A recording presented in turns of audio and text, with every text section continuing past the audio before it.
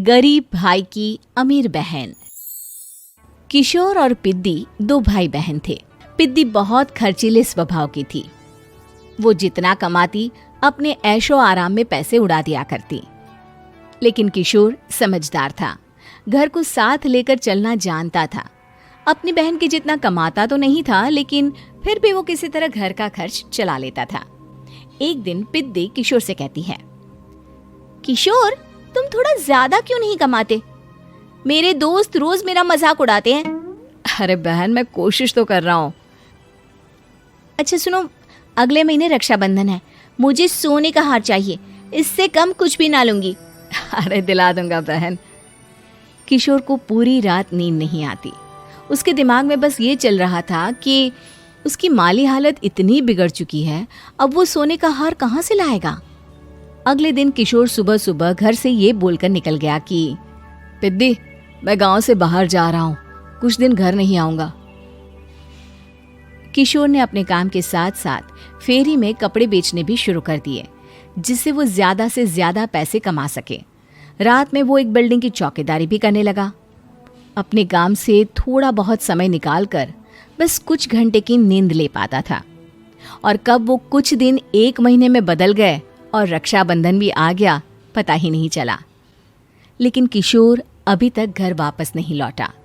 जहां वो काम करता था, पिद्दी के नाम का गुल्लक रखा हुआ था। किशोर ने उस गुल्लक को फोड़ा और सारे पैसे इकट्ठा करके एक सोने का हार खरीद लिया। घर में पिद्दी किशोर का इंतजार कर रही थी। तभी किशोर आता है। कहाँ चले गए थे? 4 दिन का कहा था और 1 महीने से पता नहीं कहाँ गायब हो गए थे। मैंने बस एक हार मांगा था और तुमने तो घर ही छोड़ दिया। अरे मुझे थोड़ा काम मिल गया था। कुछ नहीं, सब समझती हूँ, बहाने थे तुम्हारे। अपनी बहन के लिए इतना भी नहीं कर सकते, कैसे भाई हो? चलो यहाँ बैठो, राखी बांधती हूँ। पिद्दी ने किशोर को राखी बांधी। वैसे ही किशोर ने अपनी बहन के हाथ में सोने का हार रख दिया। उसकी खुशी का कोई ठिकाना नहीं था। वो मिठाई खिलाए बिना ही नेकलेस लेकर चली गई और शीशे के सामने अपने गले में हार रखकर देखने लगी। किशोर ने लड्डू उठाया और खुद ही खा लिया। ऐसे कई साल गुजर गए। एक दिन पिद्दी की नौकरी छूट गई। अब वो पूरी तरह किशोर पर डिपेंड हो गई थी। आए दिन किशोर को अपने महंगे महंगे शौक गिनाकर उससे पैसे मांगा करती थी। किशोर, कुछ पैसे देना, मुझे पार्लर जाना है। किशोर बिना कुछ बोले उसे पैसे दे देता। ये क्या, 500? अरे इतने में तो मुझे पार्लर में एंट्री मिलेगी बस। अच्छा, देता हूँ ना ज्यादा। अरे कैसे भाई हो, अपनी बहन के लिए इतना भी नहीं कर सकते। किशोर ने जेब से 2000 का नोट निकाला और उसे दे दिया। किशोर गरीबी में रह लेता था, लेकिन अपनी बहन को कभी कोई कमी नहीं होने देता था।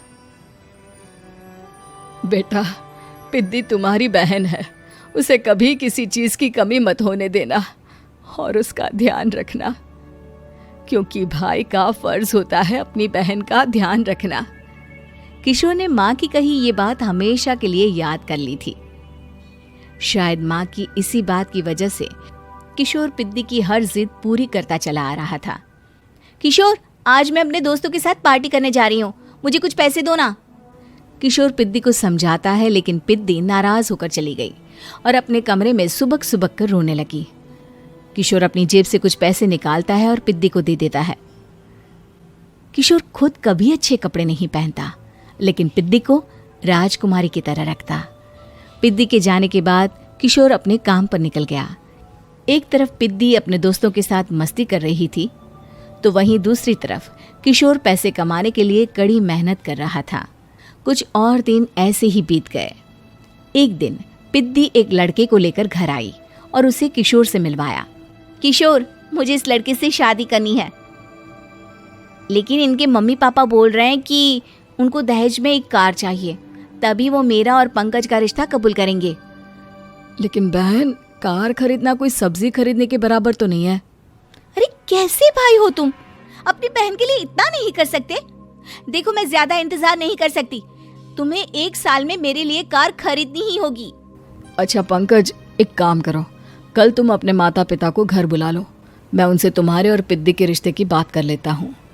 अगले दिन किशोर के छोटे से घर में पंकज और उसके माता पिता आते हैं। बेटा, तुम्हारी बहन ने हमारी शर्त तो बता ही दी होगी। जी। बेटा, तुम तो इतने छोटे घर में रहते हो, दहेज कहाँ से लाओगे? मैं अपनी बहन की खुशी के लिए सब कुछ कर सकता हूँ। पंकज और पिद्दी का रिश्ता तय हो जाता है। किशोर अब अपनी क्षमता से 4 गुना ज्यादा काम करने लगता है। सुबह सबके घरों में न्यूज़पेपर फेंकता, दिन में मजदूरी करता और रात में चौकीदारी करता। खूब मेहनत करके किशोर ने अपनी बहन की शादी के लिए पैसे जुटा लिए। उसने अपनी बहन के लिए कार खरीद ली। जब वो पिद्दी के ससुराल वालों से मिलने गया तो उन्होंने किशोर से और पैसों की मांग की। इस बार किशोर हार चुका था। पिद्दी माफ करना, मैं तुम्हारी शादी उस लड़के से नहीं कर सकता। वो लालची लोग हैं, उन्हें सिर्फ पैसों से मतलब है। देखो किशोर, मैं पंकज से ही शादी करूंगी। क्योंकि पिद्दी ने तो किशोर की बात न मानने की जैसे कसम खा रखी थी। किशोर ने पंकज को घर बुलाया। पंकज, तुम अपने माता पिता को समझाते क्यों नहीं हो? भैया, वो हमारी शादी के लिए मान गए, मेरे लिए तो यही बहुत बड़ी बात है। हम एक काम कर सकते हैं, दहेज की रकम में से कुछ पैसे मैं आपको दे देता हूँ। अरे लेकिन समाज वाले क्या कहेंगे? अरे जब दुनिया को पता चलेगा तब ना। अच्छा, कुछ पैसे मैं अपने मालिक से कर्ज में ले लेता हूँ। कुछ पैसे पंकज देता है, कुछ वो कर्जा लेता है और अपनी उम्र भर की कमाई वो अपनी बहन की शादी में लगा देता है। आखिर में पंकज और पिद्दी की शादी हो जाती है। पिद्दी की विदाई के बाद किशोर बिल्कुल अकेला पड़ जाता है। अब उसका कमाने में भी मन नहीं लगता। उधारी वाले रोज घर में आकर बैठ जाते हैं। अरे किशोर, अब तो पिद्दी की शादी को 5 साल हो गए, अब तो हमारा पैसा लौटा दो। चाचा, पिद्दी के जाने के बाद किसी भी काम में मन नहीं लगता। अरे तो हमारा पैसा कैसे वापस मिलेगा? जी, कुछ करता हूँ मैं। किशोर के ऊपर बहुत सा कर्जा चढ़ गया था, इसलिए उसने तय किया कि वो ये घर बेचकर सबके पैसे लौटा देगा। अगली सुबह शहर के किसी साहूकार को उसने अपना घर बेच दिया और सबके पैसे लौटा के वो गांव छोड़कर चला गया। पिद्दी ने शादी के बाद कभी अपने भाई का हाल तक नहीं पूछा। किशोर को फर्क नहीं पड़ता था, बस ससुराल में उसकी बहन खुश है ये जानकर उसे खुद की खुशी मिलती थी और ये सोचकर कि उसने माँ से किया हुआ वादा पूरा कर दिया।